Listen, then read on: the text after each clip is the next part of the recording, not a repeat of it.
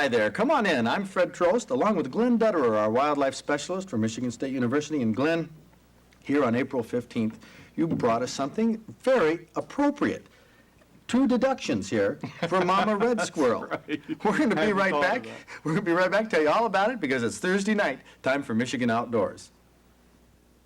From the rugged shore and woodlands of the north, it's history of copper mines and iron ore, the Great Lakes fisheries.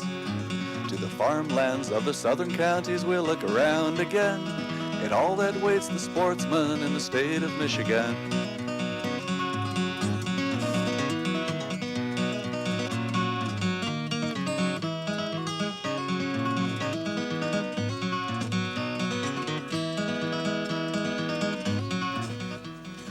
Well, Glenn, we have here a red squirrel. Some people may recognize this red squirrel if they go out into the woodlots, but not necessarily around home, will they? No, the one that most people see around the home is the large fox squirrel that forages out on the lawn. The red squirrel tends to spend more time in the trees, be a little bit more secretive, and so often isn't recognized. And it's not as big, it's not as large, it's not as obvious. So it's not quite as familiar as the big orange fox squirrel that we see along the city streets. It may be secretive, but this squirrel here, when you're out deer hunting, sitting in a blind, this is the blabbermouth of the woods. Oh, this is the blabbermouth of the woods. From the region of the country that I come from, we refer to them as mountain boomers. Mountain boomers? Mountain boomers, because they come down on the edge of branches and chatter at you and bark and screech and Say all kinds of bad words. all squirrel sorts of talk. bad words. Okay, well, get down here. Why don't you do this with, Okay. with the hook there and show us these baby squirrels. This is the time of year that young squirrels are born, and if we can get a close-up right here, we can see this one little squirrel. It just jumped when I touched it. Now, how old is that? Okay, this was born last Monday, so it's just a little over a week old, going on 2 weeks old. And you know, when this squirrel was given to me, it was taken from a home, and what happens this time of year in suburbia, tree cavities are in short supply, and often animals will move into a home to, you can hear it just chirping a little bit, to find a place to have young.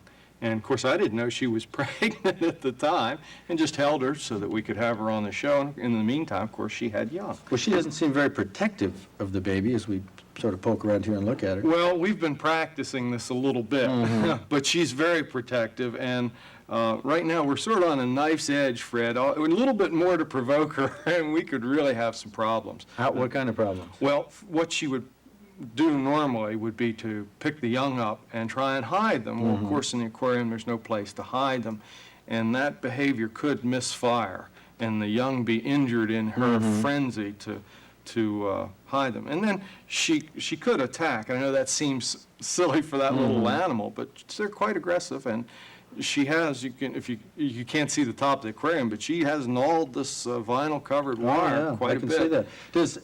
Are squirrel bites dangerous? Well, remember, squirrels they're rodents, and they have large incisor teeth to crack nuts.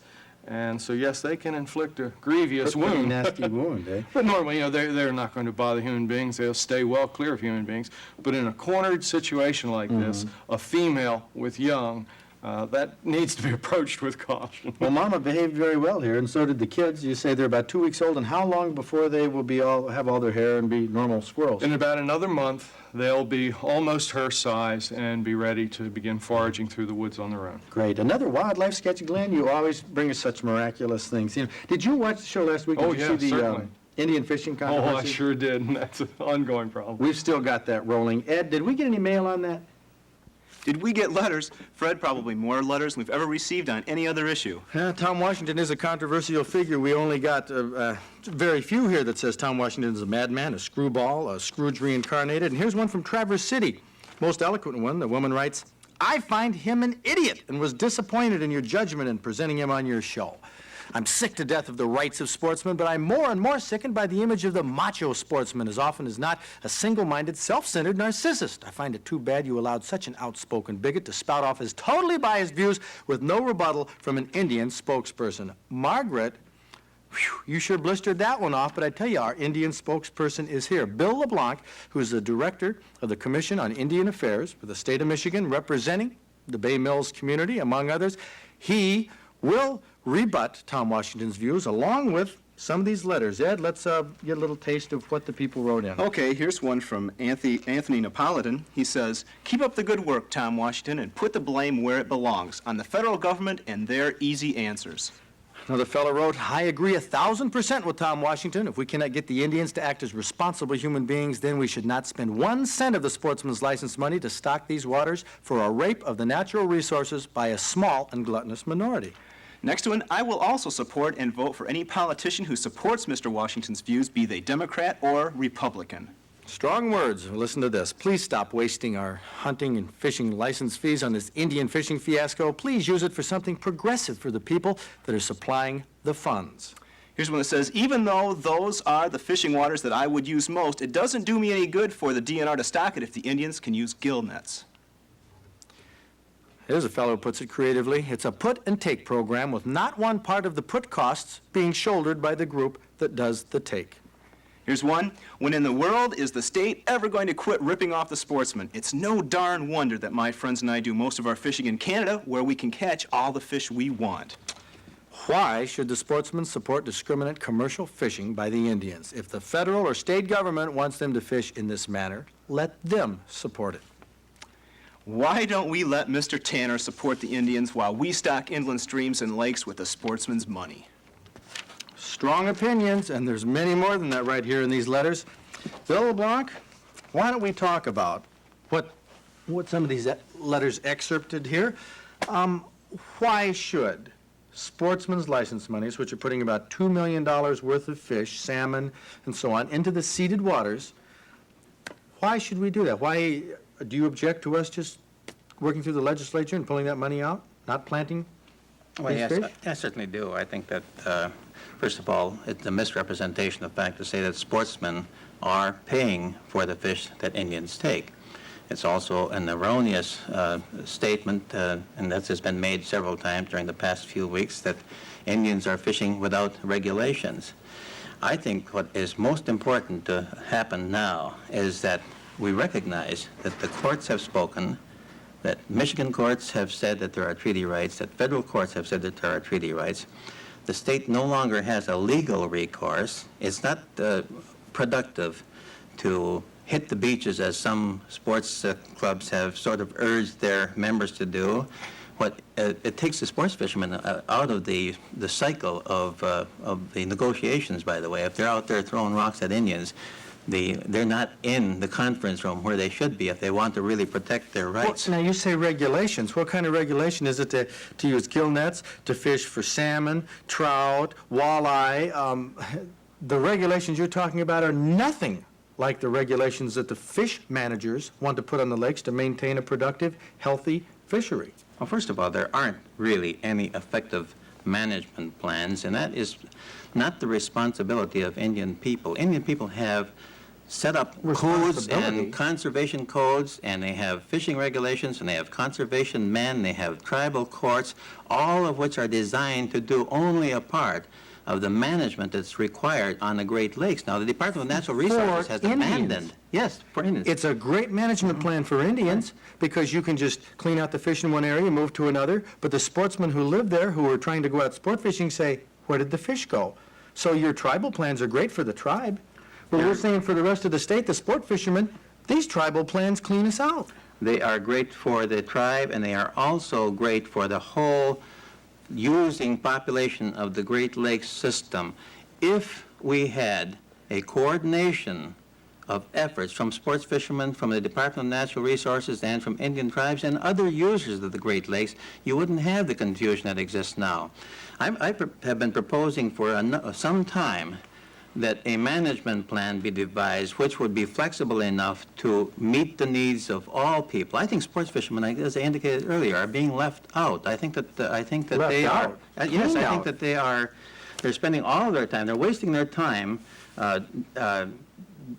harassing Indian people when they should be calling upon their leaders to get into a negotiating situation with the state and the Indian community, and bring the federal government in it if you want them. I don't think they're necessary. But let's get this thing straightened out so that the resource is protected for everybody. Now, Indian people are not taking But you all want to of the protect it fish. for your interest. we want to protect it for sport fishing interests. Because we want, there's 1.5 million people who buy sport fishing licenses. We want to be able to go out and catch sport fish. Now, the Indians want to go out and commercially fish and sell these fish. That isn't even the way that, who envisioned that back in 1835, that there'd be Chicago and Detroit and, trains and planes and ship the fish out and we didn't have a coho salmon program We there. moved them just a little faster now than we did a couple of hundred I'll years say. ago, but Indians were commercial fishermen 200 years ago. And they used gill nets 1,000 years ago. There's nothing really has changed. You keep asking us we to go have back a to lot of traditional laws. states. And We have a lot of laws, you didn't have outboard motors then. Using outboard motors now. Don't sports fishermen use outboard You motors? bet we do. United States of America, that's what it set up, our legislatures, and we follow the laws. One of the problems has been... And you're saying you don't want to follow those laws. One of the problems, we're following the laws. Those laws that we're following have been affirmed in court, and it's the highest court of the land just recently. The court. Okay, now I know you say the court, the highest court in the land. This is probably the same court. I don't mean to be cynical, but if I went out, molested 10 little girls this week, burned down somebody's house, and killed 3 people, I'd probably be off in 2 years on good behavior. I mean, the courts, That's your... that sounds like a cynical attitude, but it happens all too much. Those aren't Indian courts, by the way, and we have done what the white dominant society has demanded of us. We've taken our problems into those courts. We've come out with a legal victory. We would like to process the proceeds of that victory, but we cannot do it when we have armies or mobs hitting the beaches and harassing small bands of Indian fishermen, 2 or 3 at a time. And Small bands of Indian fishermen that can take so many fish out of a small area that sport fishermen want to fish.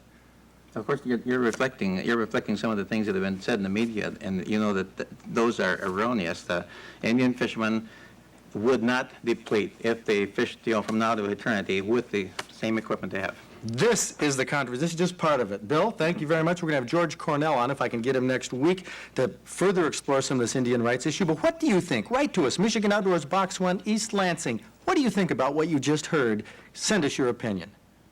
Time to calm down now, Bob. Got to cool it here for a second. Bob Garner, we're going to pick up where we left off last week. You didn't get to say much last week, you know? Oh, that's okay. I enjoyed Al Stewart. He's a super caller. Well, we learned about turkey calling last week, and of course your article in Michigan Outdoors magazine, Turkey Calling is Easy. I just love articles like that, and of course on the inside you say calling is not only easy, but you go on to elaborate that outsmarting turkeys is easy. It's not what you've heard. It's a pretty easy sport. If you learn a little bit about basic calling and wearing camouflage, what kind of gun to use, it's simple. Okay, let's find out from you, a turkey hunting expert, about turkeys. Let's go to some film right now that takes place at this time of year in the spring. The gobblers are out squabbling a little bit among each other. Nice Jake gobblers. You saw the short beards. Now you can see them team up to run off this intruding gobbler away from the dominant gobbler. What's happening there is those young birds are, they help the adult gobbler retain his harem and his territory right there. Well, a gobbler might have 2, 3, 4, 5, 8, 10, as many hens as he could gather Maybe together. even up to a couple of dozen, sure.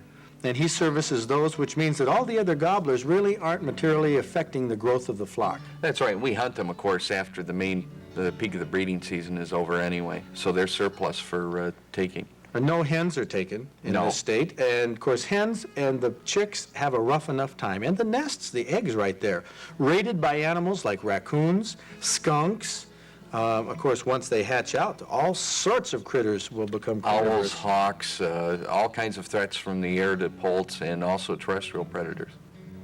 So life is not easy for wild turkeys in Michigan, but they have had a remarkable growth since they were reintroduced, in 1954? 1954, that's right, down in Allegan County.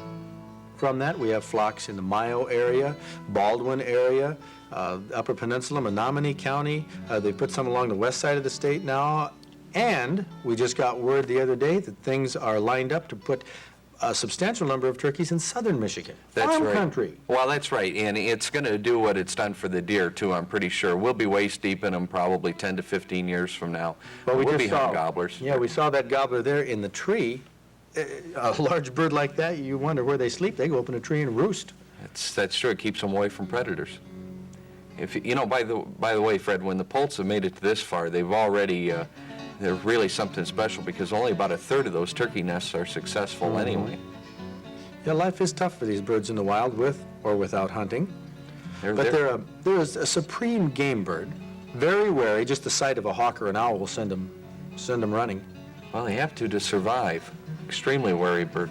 Okay, the sight of a hunter also will send them. They are so wary. Their eyesight. How good is their eyesight? Well, about 10 times better than yours or mine. And they can see color too, which is really kind of different. You know, most Michigan hunters are geared up to deer hunting, and deer are colorblind. Turkeys aren't. You better be camouflaged when you go turkey hunting. Let's see your ascot here. Well, I wear this face mask here that fastens in the back. You can bring it up like this. Eye holes are cut out for it. I also wear a hat, full camo clothing. I try and make sure that my hands will be covered up and that they'll be Sit camouflaged. very still. That's right. You have your gun and a number of types of turkey calls. But let's go to the woods, back to film again, back to the woods to find out what a turkey hunter goes through when he's hunting. This is going to start April 22nd, by the way. There are a series of 3-day hunts. 4 days. 4-day usually. hunts? 4 and 5 day hunts, right? Well, you can tell I didn't draw a hunt this year. Yeah, neither did I.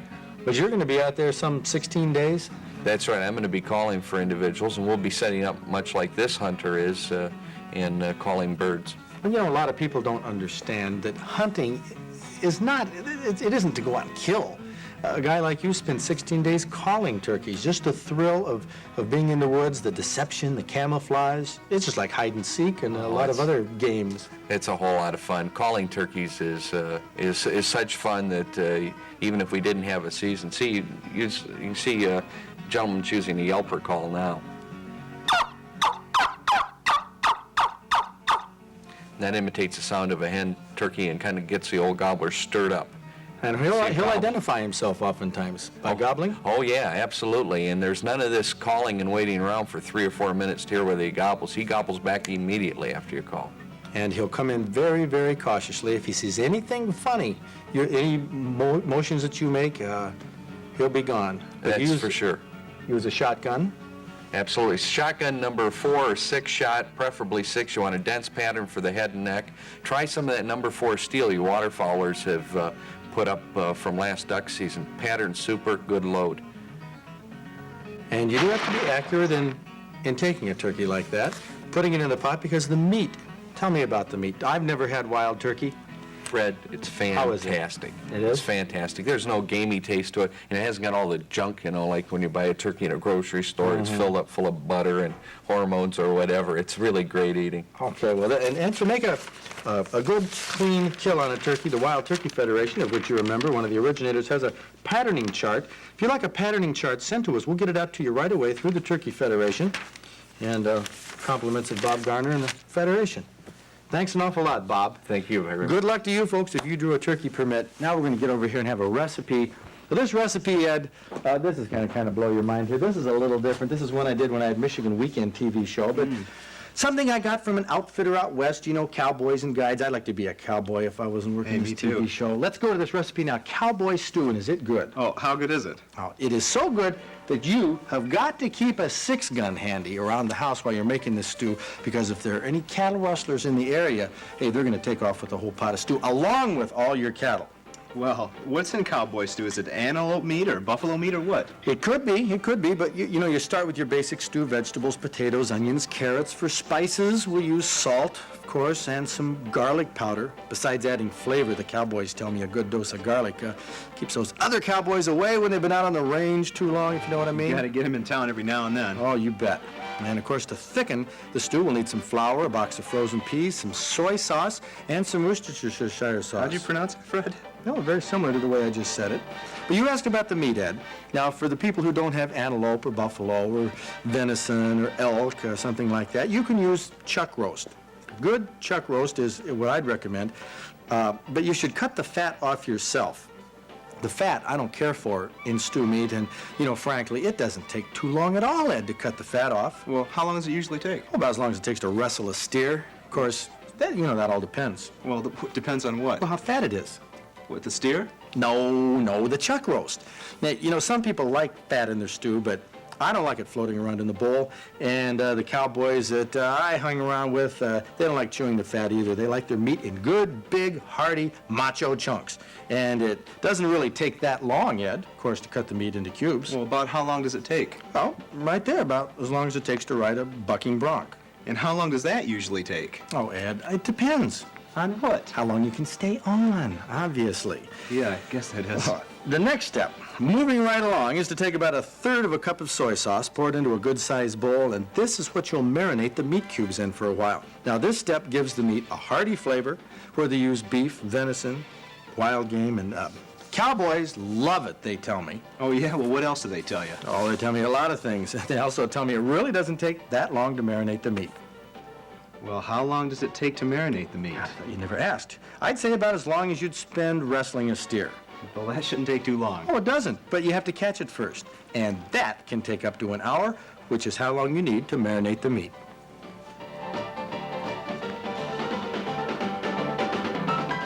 Next step, put 4 cups of water into a large stew pot and then use a straining spoon to take the beef out of the marinade. Believe it or not, Ed, this doesn't take too long at all. Not long at all. You're not going to ask, are you? Okay, be that way. See, Ed, you don't ask, and I'm not going to put any cowboy scenes in there. No rodeo stuff.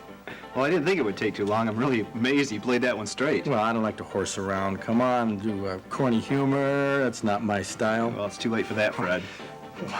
Anyway, now what we have to do is add 2 teaspoons of salt, and I think, at least 1 teaspoon of garlic powder. Of course, you're going to want to add more if those cowboys that you're with wears a flower in their hat, you know. And if you're going to spend much time under the stars at all, I'd, add a little more garlic powder than that. And 1 teaspoon of Worcestershire sauce. Stir these ingredients together, put them on the stove to simmer for, about an hour at the most. And now the vegetables. You'll need about 6 carrots cut up into big, thick slices, about 3 or 4 onions cut into pieces, maybe 4 potatoes chopped up into good-sized chunks. Take these along with the frozen peas and add them to the stew. Well, how long does it usually take, Fred? Oh, Ed, I'd say about as long as it takes to throw a goat down and tie 3 legs.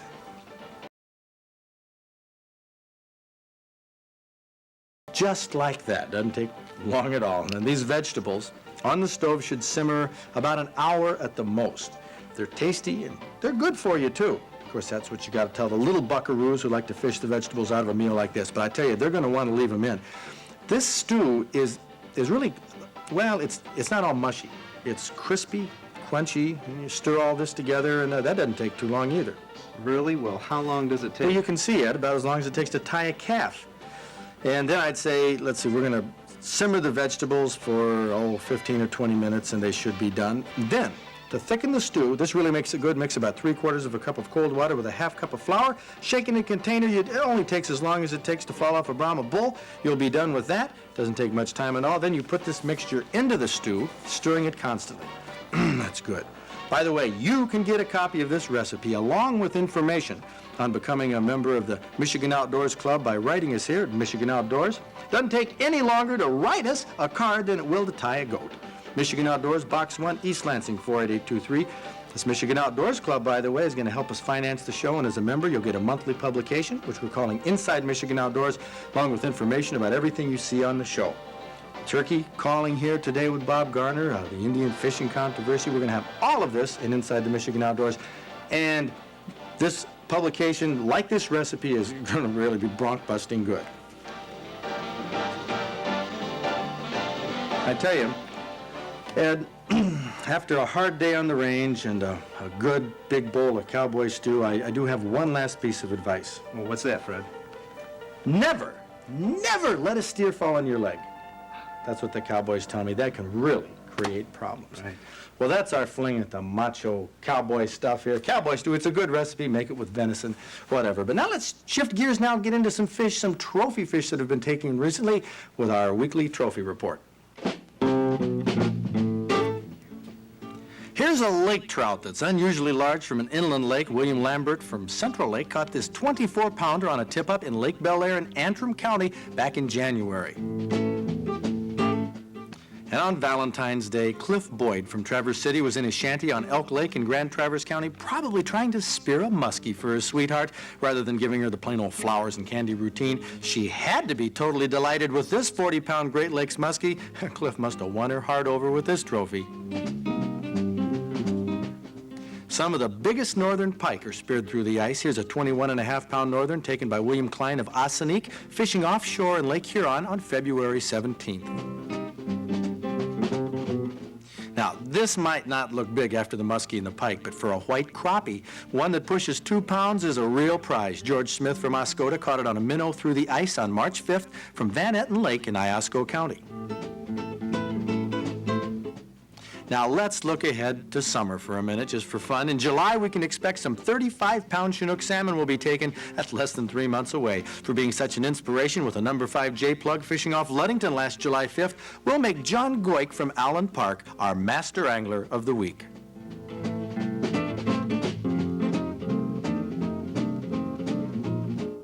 The Upper Peninsula, the first week in May. Get your reservations in early on this. The tributaries should be loaded with smelt. You can dip them during the day. That's a prediction, at least right now. Hope you enjoyed the program. Join us right here next week on Michigan Outdoors. See you then.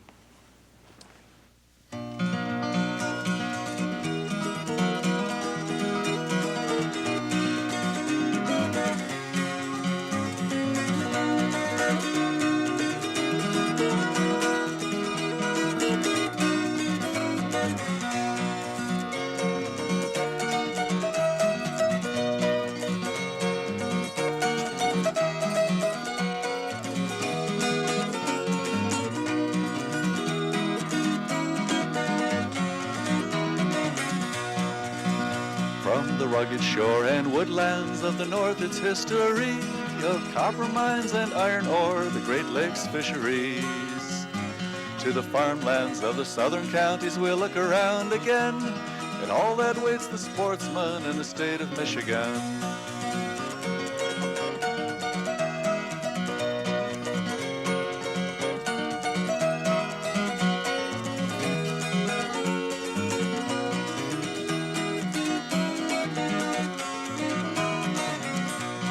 Sometimes when the moon brings out the diamonds in the snow, and the stillness of the forest lies encased in Arctic cold, the wind might whisper through the trees, listen if you can, it tells you of the beauty in the state of Michigan.